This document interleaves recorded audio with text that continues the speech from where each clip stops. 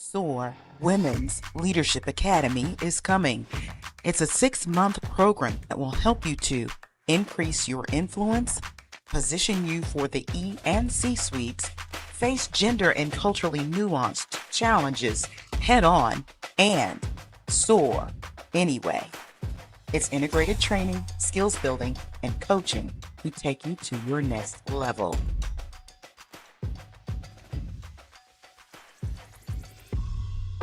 Save $250 now through July 25th. Organizations, if you have leaders you'd like to send, reach out. What if we could prove it? That question sat with me, not as a challenge, but as a call. We live in a time where leadership frameworks often come wrapped in personal stories and inspirational anecdotes. And there's real value in that. Lived experience is a kind of truth. But as I began writing Call and Response, 10 Leadership Lessons from the Black Church, I knew I needed more. Not because our traditions weren't enough, but because they've too often been underestimated. So I didn't just write this book. I lived it. Every chapter is infused with my own journey of transformation, and as you read, you may find yourself tracing that arc too. The questions I was asking, the shifts I was making, the legacy I was learning to carry with more clarity and care. It's all there, in the words, in the research, in the rhythm. It's past time for a leadership revival. Come and go with me. Read the first of 3 essays on my Substack and subscribe. The year was 2019, and I was just months away from leaving the big company. As you know, I received a surplus notice in February, well, maybe it was January of 2019. And my last day at work was around the end of March.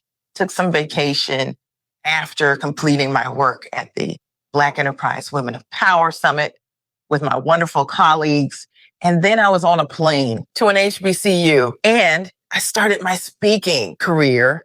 And I also, some months later, began my journey in my training as an executive coach. During that time, however, I was finishing up a book and I was pitching that book to one particular imprint. During that time, I met a young woman named Minda Harts. In fact, 2 mutuals introduced us because when they heard about my book, they said, you know what?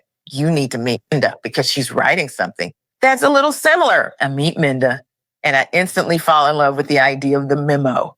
And I said to Minda, why don't we get on the Culture Soup podcast? The show was new back then, but we had hit number 6 on business news on Apple Podcasts. And we debuted in the top 10 and stayed there for a long time. So Minda was perfect. We had talked by phone, we had texted each other, and she became my friend. And we did the show. That was 6 years ago. When I heard that she was working on book number 4, Talk to Me Nice, the 7 trust languages for a better workplace, I said to Minda, come on the show. Let's sell some books. So today, without further ado, I'd like to introduce to you and reintroduce to others Minda Harts, author, and now filmmaker. Let's get it. Hey, y'all. This is Culture Soup, where tech, culture, and business collide. It's a podcast that spoons up everything hot from social media. I'm your host, L. Michelle Smith, and each episode, we bring you some of the most notable and not yet notable thought leaders in tech, business, and culture.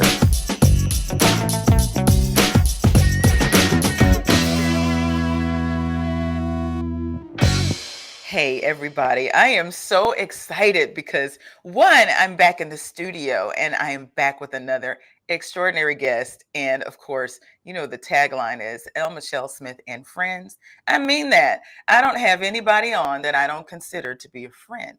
Now, what's interesting is that me and this young lady, we go back probably about 5-6 years now. I think it is. It's Minda Harts. She is the author of everyone came to know her for this book, The Memo. Who's read it? All of us have, right? It was extraordinary. And now she has a new book out, and it's coming out in about a week. It's called Talk to Me Nice, the 7 Trust Languages for a Better Workplace. Minda, so glad to have you. Happy to be here, Michelle. Thanks for always being a good friend. You know what? It's awesome because although we haven't met each other in person yet, and we've tried. We have tried. We have tried. We've been in the same venue, whatever. You are one of those people that I can text, no matter, ask for advice, just check on. And those are the kinds of friends I like to keep around. Me too. Me too. Yeah. So first of all, I want to thank you for being that kind of friend. And I remember back in 2019 when it was the run up to the memo. That's when we first met, and when you first did the show. We just kind of stayed in contact, and it's been very helpful to me. And hopefully, it's been the same to you. It's been a reciprocated relationship, and so and we have many more years ahead. So thank you again. Yes. Well, look, I am so excited to talk about this book and some of the other projects that you have going on, because you know what? You have come a long way in a short amount of time doing other content like film. We have lots to discuss. Yes. All right. So what do you say we have a Culture Soup moment now? Let's do it. You know, Culture Soup podcast, the words Culture Soup really refer to, just to refresh some of the folks that have been around and those newbies that are here now. The Culture Soup is a term that came out of a keynote of mine back when I was still at the big company. And my team had done some research on social media and some of the language and the emojis and some of the ways that we speak to each other online. And we found that most of the emojis and the phraseology and some of the terms that we were using came from marginalized groups.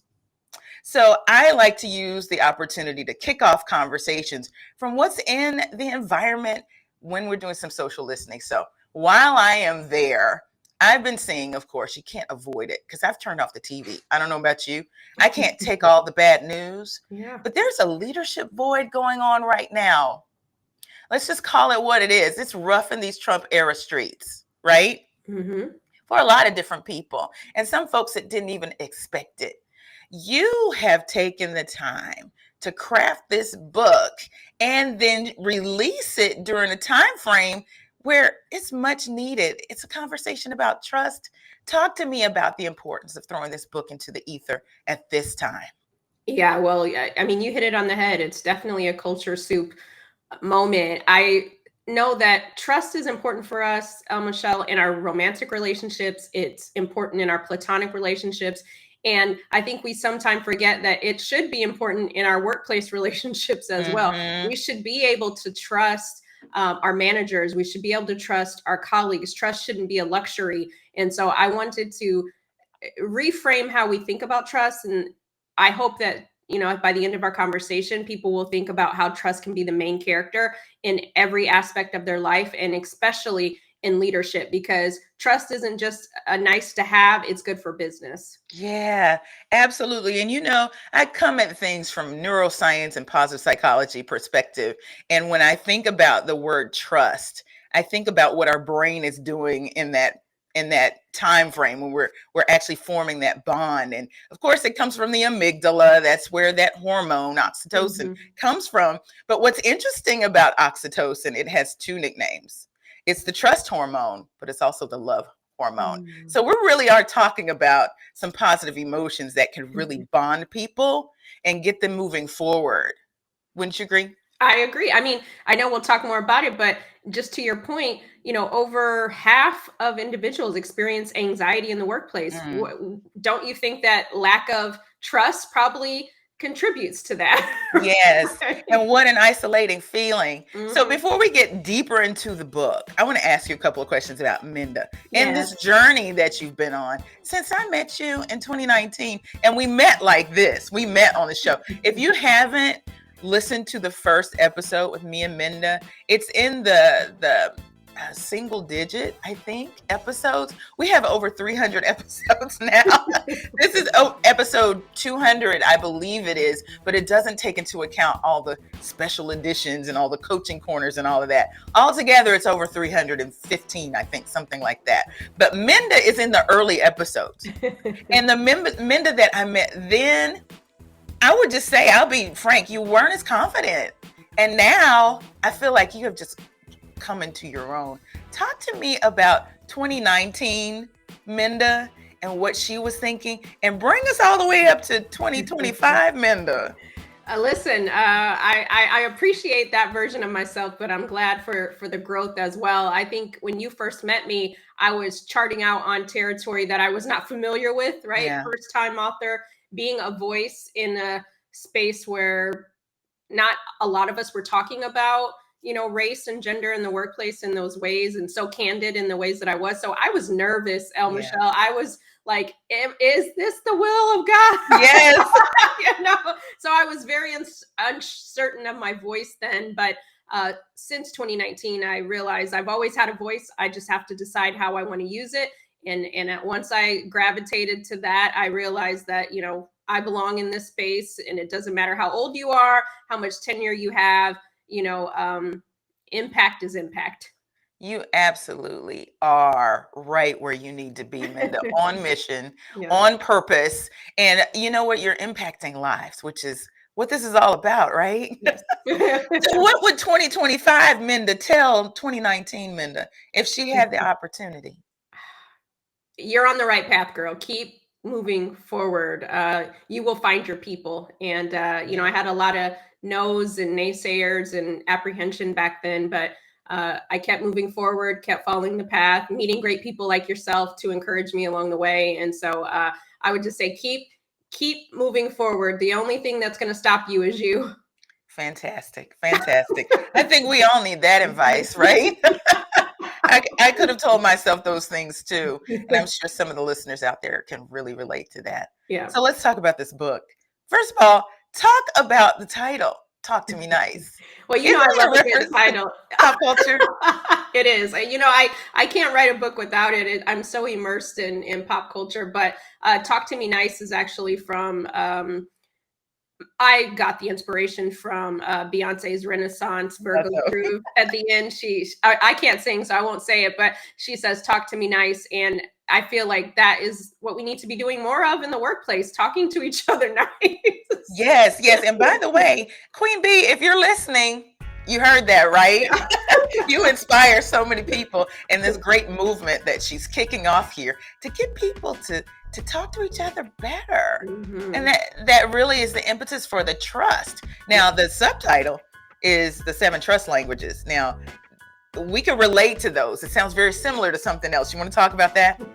Yes. So many of us know the 5 love languages by Gary Chapman, and we use that in our lexicon often, right? Again, in our romantic relationship, oftentimes. And I thought, what is the equivalent inside the workplace? What do we need? I can't go to my manager and say, hey, I need physical touch, right? That's not going to translate the same. Right. We don't need that. Call HR. That's going to send a different signal. But when there's a lack of acknowledgement, that's one language in particular. Is it that I don't trust my manager, or do I just need more acknowledgement? And if that is what I need, how do I convey that, right? How do I ask for that? But I think sometimes we don't know what's missing, and there's this expectation that's not being met. And so the 7 trust languages allows for us to meet the expectation of people and close that expectation gap, because what we know is that people make decisions each and every day, and they either enhance trust with our colleagues or they erode. And oftentimes it's unintentional, but it still erodes the trust. Yeah.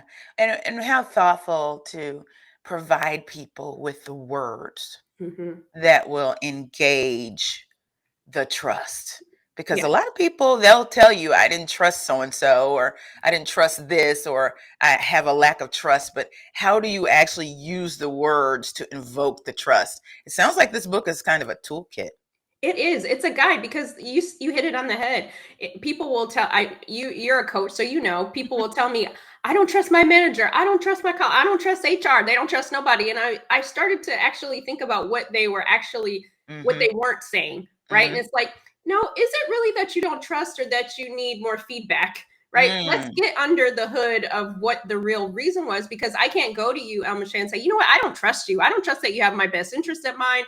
If you're my manager, especially, right? I'm not going to get the best out of that conversation. But if I approach you with, I just had 4 sprints or projects that I just finished, it would really be helpful if you could provide me some feedback at the completion of those so that I know that I'm on the right track.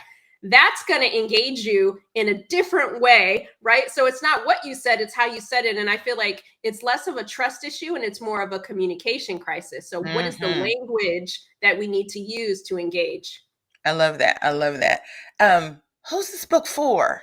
Because you've kind of broadened your audience, it seems. But as I'm reading through the book, you're still speaking to her. I am. Sounds like I always will be. But I call this my crossover album in a sense, Michelle, because trust, it impacts everybody. Trust is a global language. If you're in Tokyo, you want trust, and if you're in North Dakota, you want trust, right? And so, and when we have it, we all know what that feels like, and when we don't have it, we all know what it feels like. And so, I wanted to speak to each and every person who's ever had an erosion of trust, or maybe you've eroded someone's trust. How do you rebuild, right? My thesis is if trust can be broken, it can also be rebuilt in many cases. And so providing people the tools to be able to have those healthy conversations. So it's really for any manager who's struggling to build relationships with their team, for any colleagues who seem like there's some low trust with working together, right, on group projects, or with HR, right? There's been a lot of times over the years where people don't think it's a trustworthy place. Well, what can we do to bring that trust back in, right? And so again, I feel like we just haven't been talking to each other in a way that we all understand. That's good. Where does the insight come from? Why this book? Why now? What spurred you to say people need this now? I felt like when we go back in time, we know that there's been a lot of conversations around the elimination of diversity, equity, inclusion. And at the core of all the initiatives that were happening, what was the root of it? Lack of trust, right? Whether you were a woman in the workplace, you were, on the margins to any capacity, there was a low trust environment. And then if you were, let's say, for example, a white male, there's low trust for you because you're like, well, if you're focusing on all these other people, what about me? So everybody's experiencing, I can't trust my current workplace. And I said, okay, let's get down to something we all understand. You may never know what it's like to be a Black woman in the workplace, but you understand what it's like when someone that you used to trust at 9 a.m., they do something and now that trust is gone at 9:10. Let's bring back respect and humanity back to the workplace. That's leveling the playing field because we all understand that language. And I feel as though then we can address some of the other issues that weren't ready to be addressed in the last few years. So trust for me was, okay, this is a catalyst for better conversations, better communication. And if we all have that, then we can address all the other issues that may have, quote unquote, been put on pause. This podcast is about strategy, soul, and science. And today's topic brings all three together in a way I believe many of us need right now. We're told to stay strong, to stay calm, to keep leading even when the ground is shifting beneath us. But here's the truth no one talks about enough. Leadership doesn't mean suppressing your emotions. It means having the ability and courage to feel and the wisdom to move forward anyway. There's a difference between composure and disconnection, between grit and avoidance. Today, I want to talk about what it means to lead with emotional agility and why it might be the most overlooked power move you can make right now. Catch episode 12 of Her Next Power Move streaming today on my Substack at lmichellesmith.substack.com. You're speaking to something that I think is really important in this dialogue that people are having about the shifts in DEI, the rolling back of DEI, and how some companies and individuals are beginning to, I call it decode it, where you're using different language. And I've believed that DE&I needed a decoding a long time ago. And we were behind the 8 ball, as it were, until this administration and people like them came along and decided, roll it all back. But if we had started to think in these big, warm, fuzzy words, is what I call them. Trust is one of them. Yeah. Respect is another one. You know what? It sounds wild, but in corporate, maybe we need to be thinking about love. Absolutely. How do we love and respect people? And I Mhm. think that's language that people can actually relate to, no matter what side of the aisle or the fence you're on. You agree? I agree. And that's why I wrote this book. And that's why I wanted to expand my portfolio and talk about it, because I feel like let's bring everyone to the table and let's start at the shallow end of the pool, right? Mhm. Everybody wasn't ready to jump into the deep end from the high dive, right? So Right. let's start back with something we all understand, and that's respect in the workplace. How do we respect? One of my languages is sensitivity. We have a lot of polarizing things happening in our country. How do we be culturally sensitive to some of the things that are happening, right? You don't have to wave a flag or wear a hat to understand being sensitive. That maybe we don't have that conversation today. We table this one-on-one until next week, because I understand that this community is being impacted. I don't necessarily have to send out a memo about it, right? But I'm understanding emotional intelligence, Yeah. right? And Yeah. I think, again, all the things that we've been kind of putting in the pot, if you will, for the soup, everybody wasn't ready for it. So we got to break down the ingredients. And I feel like trust is that place where we can all have a little bit of the appetizer, and then we can get to the main course. Yeah, that's good. That's good. Yeah. So, since the book is about trust, how do you establish trust with your reader as an authority in this space? Because you've got some newbies coming along, and of course you got the folks that already believe in you, me being one of them. But how do you establish trust with the reader as you're writing this book? Yeah, well, what my hope is that people will see, even if haven't read any of my other books or haven't heard me speak about anything else, they'll see that I have been an expert and a thought leader in workplace culture, right? And workplace conversations and the advancement of making the workplace work for everybody. So I hope that they will see that as, okay, she's worth listening to, right? But also, even when I wrote this book, for the new people that come to the table, I also talk about, here's a way for me to establish trust with you, right? And trust has to be a noun and a verb. And I think that I had to demonstrate what that looks like and take people on a journey. You might recall, I have a chapter even about the Industrial Revolution, right? And some of the centuries that trust didn't just erode because of a certain administration.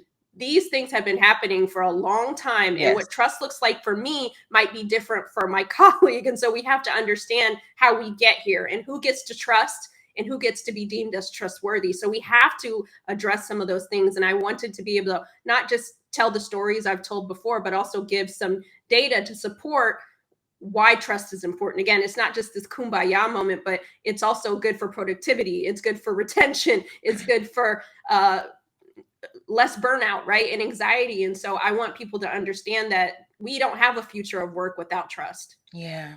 And I really feel, just in the bits and pieces that I've read so far, I really need to dig in some more.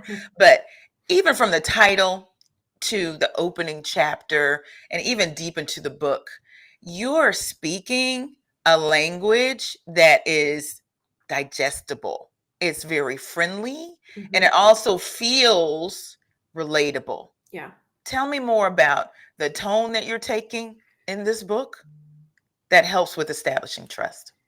I'm glad you pointed that out, because if anybody's read my other books, you know that I love to have a conversational style. And I feel like that breaks down a lot of hard topics and makes it like, okay, come sit on the couch with me. Let's have a conversation, right? And so I was very intentional, even with this book, in using movie references and using songs to be able to drill this home, because again, those are universal things.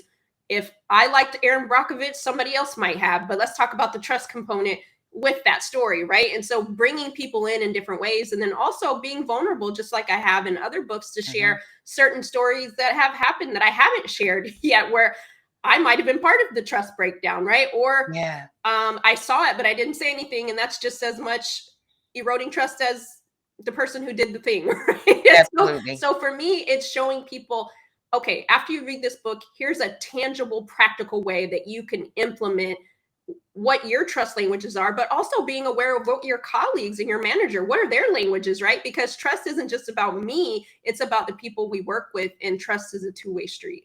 That's awesome. Folks, we're talking to Minda Harts. She's the author of Talk to Me Nice, the 7 Trust Languages for a Better Workplace. And you know what? We don't want to give away the farm.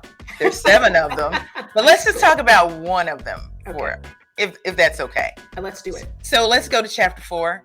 I think it's on emotion and sensitivity. Yes. I love the way you're using the word sensitivity, going back to the idea of breaking down and decoding a lot of this diversity, equity, and inclusion, professorial type words, emotional intelligence, emotional regulation, emotional, literacy, down to sensitivity. That says you need to be able to read the room and feel what other people are feeling.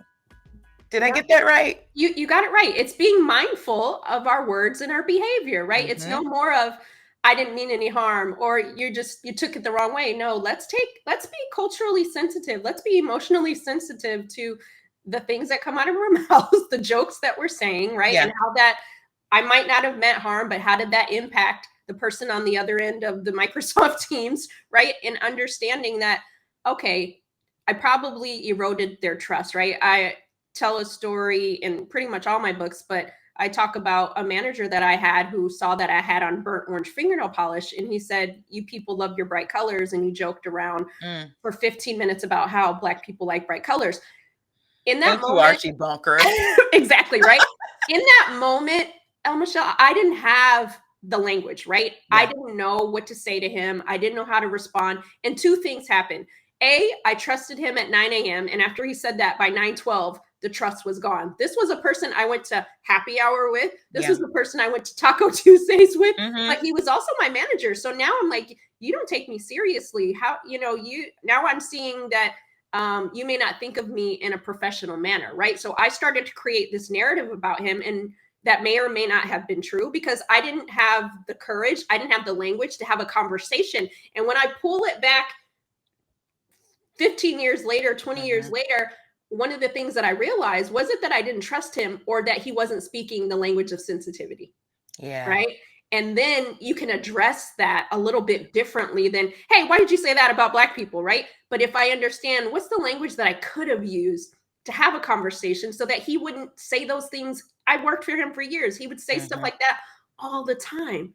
Right. And it was constantly an erosion of trust. But again, there was an expectation gap. He didn't know because I never said. And he wasn't sensitive enough to understand that. And I want to empower people to say, you don't have to wait 10 years to have to say the thing. You can actually go, and here's the language to do that, right? So that they're not being defensive, but we're also rooting it in fact as well. Right. 4 books later. This is where we are. This is amazing. I'm very excited for this to be released and see how people respond to it. But you're doing some other things too. You're doing film. I'm in my filmmaker era. Yes. Talk to me about how you got there and what you're doing now, because you won some awards. Yes. Well, and I know that you can identify with this as well. We are storytellers. Yes. Right. So it's not, so for people who know me, it's not like a drastic departure. I knew a long time ago, even before I became an author, that filmmaking was something I wanted to do, but I couldn't connect the dots on how to do it, right? I didn't go to film school, so I didn't see myself as the obvious person to be able to do that. But I always wrote. When I was a teenager, I'd write plays. They were produced at my church sometimes. I've always been a creative in that way. And during the pandemic, I started taking screenwriting classes because I knew I wanted to do this at some point. But what they say, when you stay ready, you don't have to get ready. And then when I had the opportunity to be part of the Memo, being a short film, and having Kyla Pratt play me, I was like, you know what? I don't have to play in this box. I can expand. I am a multi-hyphenate. Let me own that. And the Memo was the catalyst for that. And even 4 years ago, I created a production company called the Queen of Hearts Productions. And I sat with that production company not having any productions. Well, you got to start somewhere. You got to start somewhere. So again, I want people to know you plant the seeds, right? And now I have a second short called The Distance Between that I wrote, produced, and directed under the Queen of Hearts Productions. And we're in festival right now, and it's stories. It's, again, the human element. All my books are about human element, and that's what my films are about as well. What do you know now that you didn't know when you were the consultant who decided enough of this, I'm going to walk out and walk in my power and write my stories? What do you know now? That's such a powerful question. What I know now is that I always had everything inside of me. And I know that's like a cliche, but it really is the truth. Like, we're looking for something else. We're looking for somebody else. And everything is right on the inside of us. And you just have to believe that. And I, for so long, didn't believe that I was enough. Right. And now I know that I am, and I don't need anybody else to tell me that. Yeah. I got another powerful question for you. Bring it. Coaches do this, right? So what will you do next that your past self, 2019 Minda Harts, will be proud of? I think what I'm doing now, and I want you and others to hold me accountable to this, is I want to keep telling our stories, variations of them. They might look different or sound different, but they'll always be rooted. Like you said, something powerful. Even though it is a broader book, I'm still talking to her. Right. I'm still talking to us. And I always want people to know that the work that I do, be it whatever medium, is always going to be for us. Yes. And it's so possible. And that's what I try to do in my work. Center the main audience, but include everybody. And sometimes you have to change your language to do that. And that's okay. Because it benefits us still, right? Again, we're talking about things, the work you do, I do, and others do. It's like we're not abandoning it, but it's growing with the times, right? It's expanding the repertoire, because what we're talking about now, the memo wouldn't work in the same way today, right? So we have to adapt to the times. And, just like the companies like that we used to use, BlackBerry, places, Palm Pilot, it's you either adapt with and grow, or you don't, right? And what that happens, you stay stuck, or whatever other things happen. You're either Blockbuster or you're Netflix, right? Exactly. So let's see. Let's get the important vitals out there. What's the date of the book release? Are we in pre-order? Where can we pre-order? Give us the details. Yes. Well, I would love for you to go and pre-order. The book comes out July 22nd. Pre-orders matter. I know people say it till the wheels fall off, but it really does. So wherever you like to buy your books, go there and get them. And also, if you're not in a position to be able to do that, order through your library. Tell them about it. Yes. All the different ways count. And let me tell you, folks, we're trying to get Minda on one of these big lists, right? So you got to help. The pre-sales matter. Don't just go to Amazon and buy this thing, okay? Go everywhere. It matters, okay? I hope I've got everybody's word that they're going to help out. We trust you. Yes, we trust you. Minda, it has been phenomenal. What a great conversation. And I hope that folks get this book and learn the language of trust. Their relationships will be better for it. Absolutely. Thank you for seeing me always. I appreciate you. Awesome. Proud of you. Go get them, Minda. The Culture Soup Podcast is a production of Neuroscience Communication, LLC. The Culture Soup Podcast is a registered trademark of No Silos Communications, LLC.